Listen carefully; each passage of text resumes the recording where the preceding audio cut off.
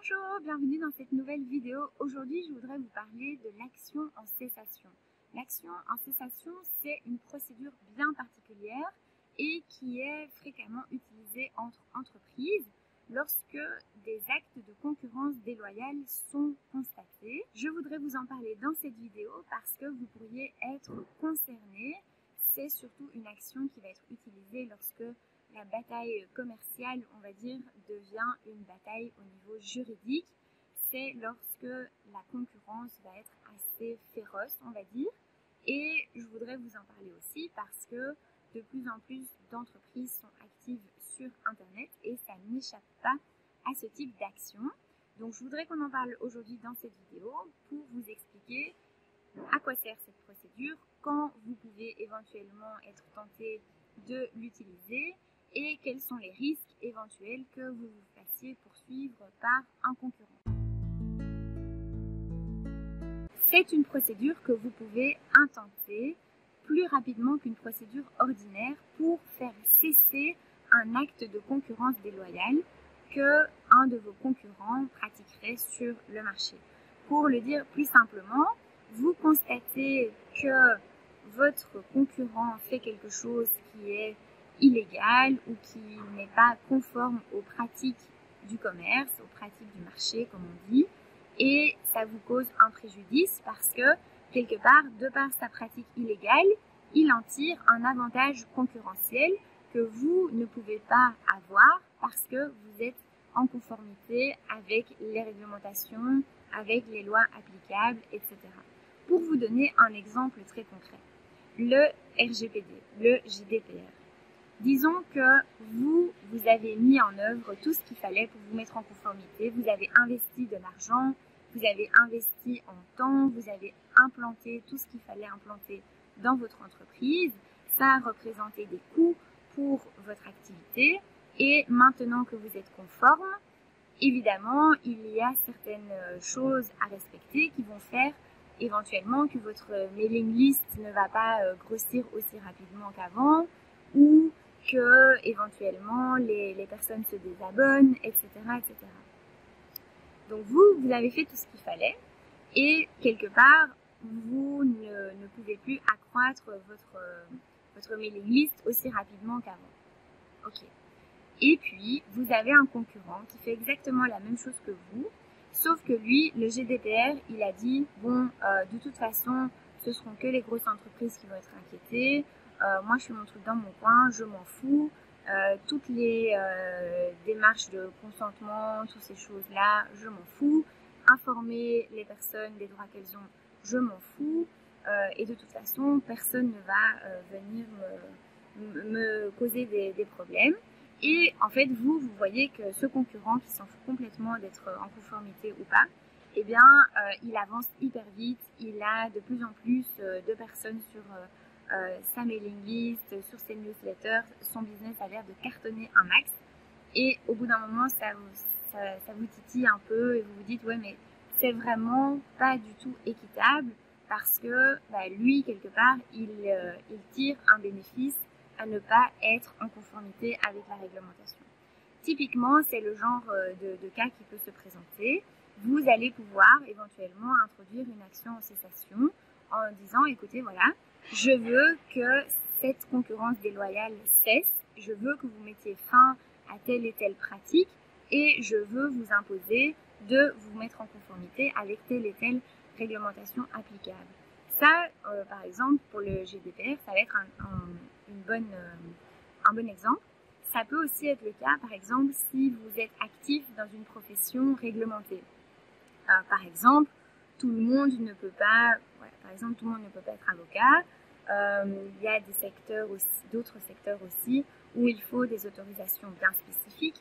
Disons que vous êtes en totale conformité avec toutes les réglementations applicables à votre secteur et vous constatez qu'un de vos concurrents, lui, en fait, il n'est pas du tout conforme, il fait ça un peu n'importe comment, il n'a pas obtenu les autorisations nécessaires, il n'a pas fait telle et telle démarche et finalement, il en tire un avantage alors que vous, comme vous êtes en conformité, vous ne pouvez pas agir de cette façon-là.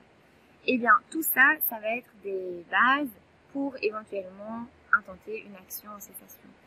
Inversement, vous pouvez vous dire, peut-être que je suis de l'autre côté, peut-être que j'ai pas tout fait comme il faut, peut-être que voilà, je suis bien au courant que telle et telle autorisation, je les ai pas, mais j'espère que personne va venir m'ennuyer avec ça. Ça peut peut-être un jour vous prendre au nez que quelqu'un va venir vous inquiéter un petit peu avec ça. Oh, il y a en fait plus de soleil que j'avais envisagé. Je suis un peu éblouie, j'espère que ça ne se verra pas trop à la vidéo. En tout cas, ça par exemple, ce sont des exemples qui existent. Donc, qu'est-ce que vous allez pouvoir demander lors d'une action en cessation? Vous allez principalement demander à ce que l'acte déloyal cesse et vous allez aussi, dans certains cas, pouvoir demander des astreintes pour chaque jour pendant lequel l'acte déloyal continue d'être exécuté par votre concurrent. Donc, par exemple, vous demandez la mise en conformité au GDPR de votre concurrent et tant qu'il ne s'est pas mis en conformité à partir du jugement, eh bien, vous pouvez demander des astreintes par jour de retard dans la mise en conformité. Par exemple, ça peut être un cas. Donc, si vous suivez cette chaîne YouTube depuis un certain temps maintenant, vous devez commencer à savoir que je n'ai pas juste envie de vous faire peur avec des procédures, mais que j'aime bien aussi vous donner des trucs et astuces pour éviter de vous retrouver dans ces situations-là. Donc, typiquement, qu'est-ce que vous pouvez faire pour éviter de vous retrouver confronté à une action en cessation qu'un de vos concurrents pourrait être tenté éventuellement d'intenter? La première chose que vous pouvez faire, c'est assez évident. Ça va être de faire votre business et de déployer vos activités de manière totalement loyale et légale et de vous éviter de vous exposer comme ça à des risques d'action en cessation. Je pense aussi surtout aux startups qui peuvent être parfois des startups disruptives comme on dit. Avant de tacler un marché et de faire les choses un peu différemment, voyez aussi si ça ne vous expose pas à des risques d'action en cessation par exemple. Donc, ce qu'il faut faire, c'est bien vous mettre en conformité avec les différentes régulations en place, comme par exemple le GDPR. Si vous ne l'avez pas encore appliqué dans votre entreprise, voilà, c'est pas trop tard. Hein. C'est pas un one-shot au mois de mai qui a eu lieu, c'est quelque chose qui maintenant est en vigueur et il ne faut pas perdre ça de vue. Deuxième chose, si vous êtes actif dans un secteur réglementé, voyez vraiment et veillez à ce que votre entreprise ait bien toutes les autorisations qui lui sont demandées et que on peut quelque part rien lui reprocher par rapport à la manière dont elle exerce sur le marché. Voilà, donc ça c'est ce que je voulais vous dire dans cette petite vidéo. Si vous n'avez pas encore mis en application les dispositions du GDPR, sachez que j'ai reproposé des dates de formation. J'en avais déjà faites avant l'entrée en vigueur évidemment. Aujourd'hui, on est quelques mois après l'entrée en application. Il y a déjà quelques dossiers qui bougent un petit peu par rapport à ça. Donc, il n'est pas trop tard pour vous mettre en conformité. Si vous voulez en apprendre plus, donc j'ai ressorti ma formation spécialement pour les petites entreprises qui sont actives sur le web.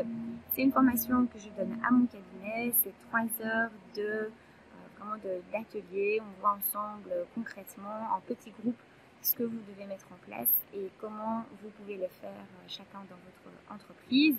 Et après, pour terminer le tout sur une note conviviale, on partage le petit lunch et comme ça, vous avez passé une matinée à apprendre quelque chose d'intéressant dans des conditions plutôt agréables, ce qui ne retire rien à l'événement. Donc moi, j'adore faire ces petites formations au cabinet.